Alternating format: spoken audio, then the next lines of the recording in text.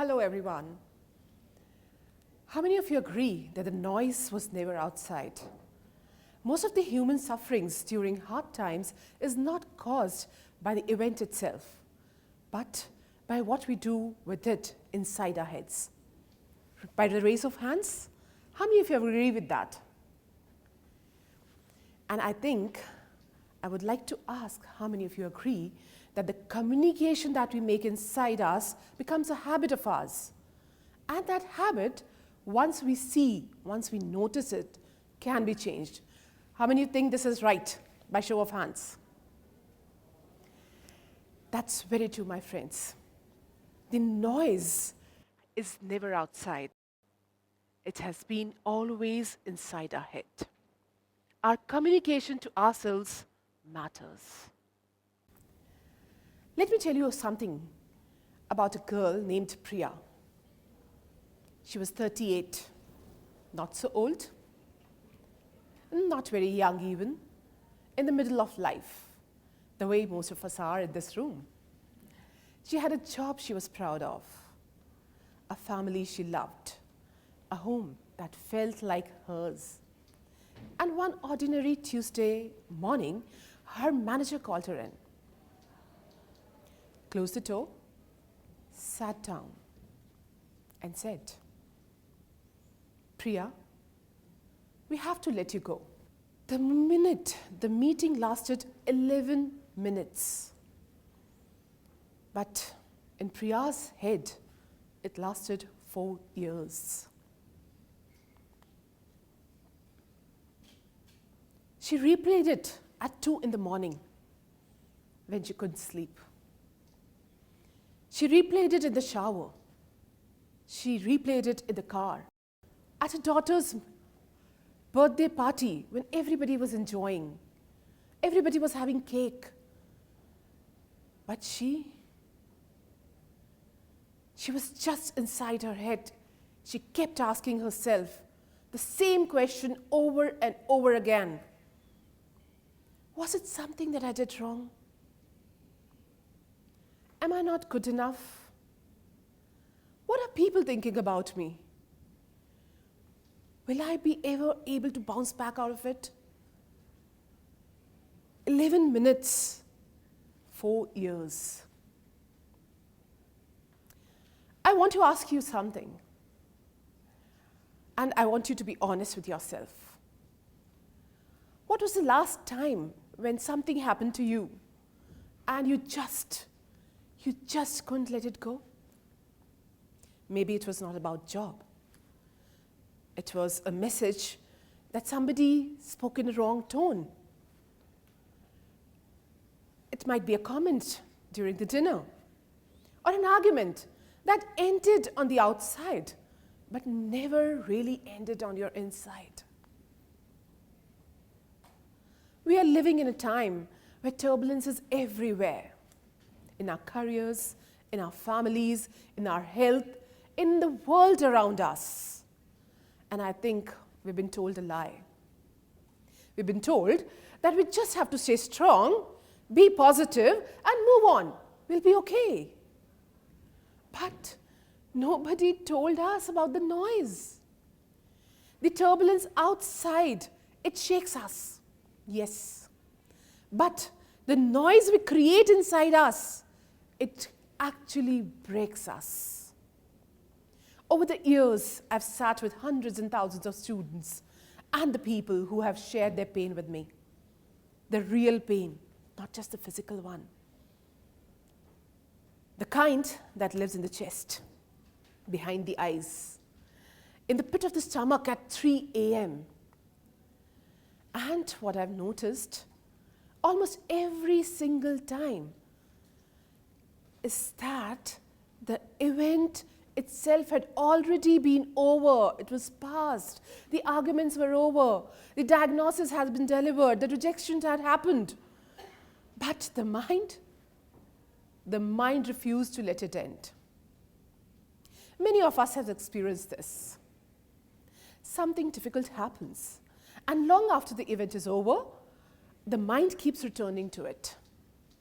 The conversation is over, the decision has been made, we reanalyze it, we revisit it, and often the suffering comes not only from what has happened, but from how long we continue carrying it.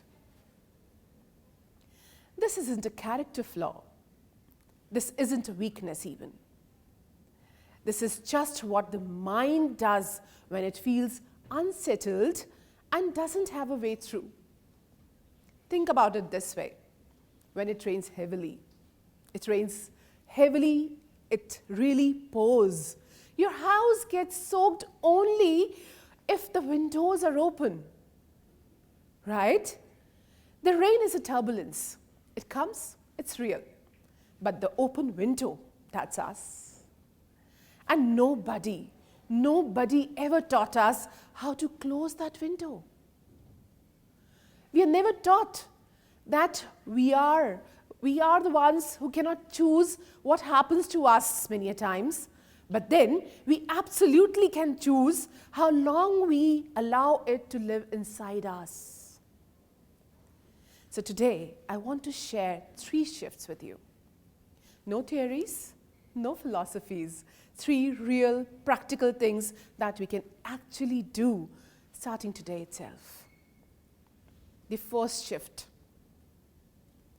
notice and communicate yourself in the right way. When a thought starts to spiral, most of us do one or the other thing. And what are those 2 things? Either we fight with, we try to stop ourselves, we tell ourselves, stop thinking about it. Why can't I just move on? Leave it at the side.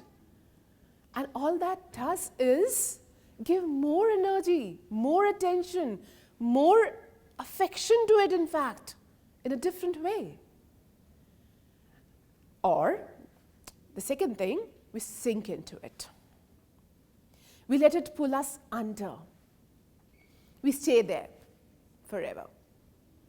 But there's a third way, and surprisingly, it's very, very simple. We name it, notice it, come out of it, and communicate it rightly. Here's what it looks like in a practice. Instead of saying, I'm a failure, can we come out and say, I notice I'm having the thought that I'm a failure? That tiny shift, do you feel it? The first version, you are the thought. You are inside it, it's you. And the second version, you're watching it from outside. You stepped back. There's a little gap in between you and the thought and that noise. And that gives space or room to breathe. Priya tried this. Every time that Tuesday morning started playing in her head again, she would quietly say to herself, I notice my mind is trying to replay Tuesday morning again. Not fighting it, not judging herself for having that thought, just noticing it and communicating it rightly. And slowly, not overnight, but slowly, the loop started to lose its grip on her. The second shift, protect the body. My dear friends, are you aware that it's not just the mind that is affected, it's even our body that is being affected by such thoughts. And I want you to understand it. It doesn't only live in the mind, but the thought lives in the body too. When the mind keeps returning to a difficult memory, the body responds as though it's still happening. You feel it as a tension, as sleeplessness, as a kind of distance that creeps into the relationship that matter most for us. Over the years, many people have discovered the simple actions that can interrupt into this. I don't call it distractions, these are interruptions. These interruptions just give us some space, and it creates that kind of space that gives between us and the noise, that gives us room to breathe and to think differently. So protecting your peace isn't a luxury, my dear friends. It's something which we all have to do. We have to pull out time from our busy schedules and protect ourselves, our peace, our mind, and our body through that. The three things that we have noticed, they're simpler than we think. One is breathe.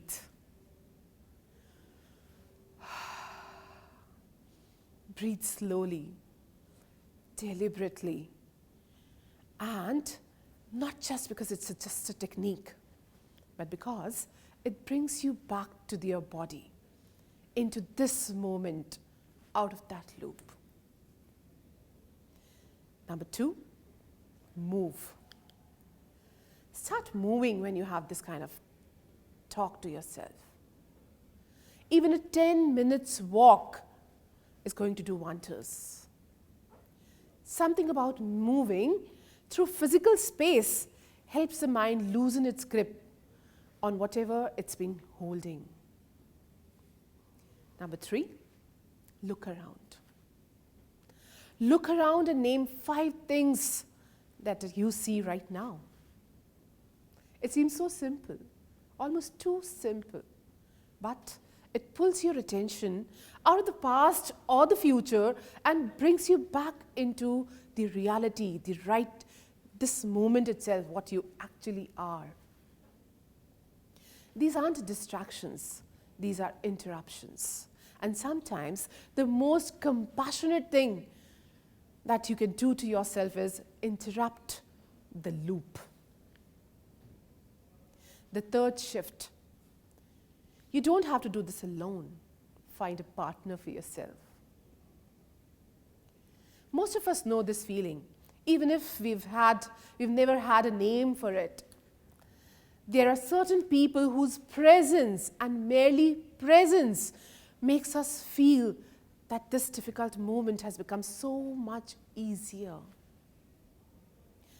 Not because they solved the problem, not because they have the perfect advice, but because being with them, being just with them, reminds us that we do not have to carry it all alone. There's somebody with us. If we look around our own lives, we often notice something very interesting. During the most difficult periods, what helped us most was rarely a perfect plan.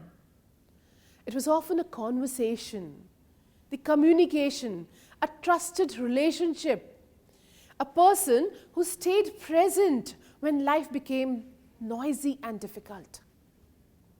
So I just want to ask you, who's that calm person? Who's your calm person?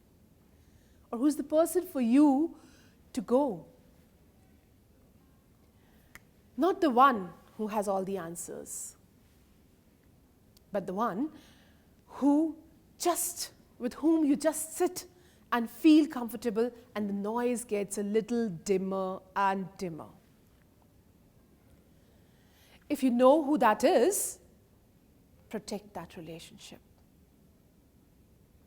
Don't take it for granted. Show up for it.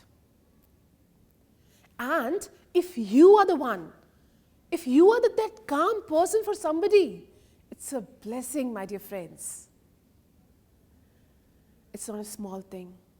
That is one of the most powerful gifts one human can give to another one. Healthy relationships aren't something we earn after we heal ourselves. They are part of how we heal. And remember Priya? I want to tell you how her story ends. She didn't get her job back. That didn't happen. The event didn't change. But she started noticing her thought every time it came. She started walking in the evenings, even just for 10 seconds, or 10 minutes, sorry. She started calling her sister more often, not to complain, not to sit in each other's company, but just be calmly with the person, with her sister. And bit by bit, the 11 minutes meeting stopped being a 4-year meeting. Life changed for her. My dear friends, life will always, or it will keep being turbulent. That's not a maybe. It's unpredictable. That's just life. But the question was never really about the turbulence. The question is, how long do you let it live inside you? Notice, communicate it rightly to yourself, protect your body along with your mind, find your calm go-to person, because the storm was never a problem. The open windows were. Thank you.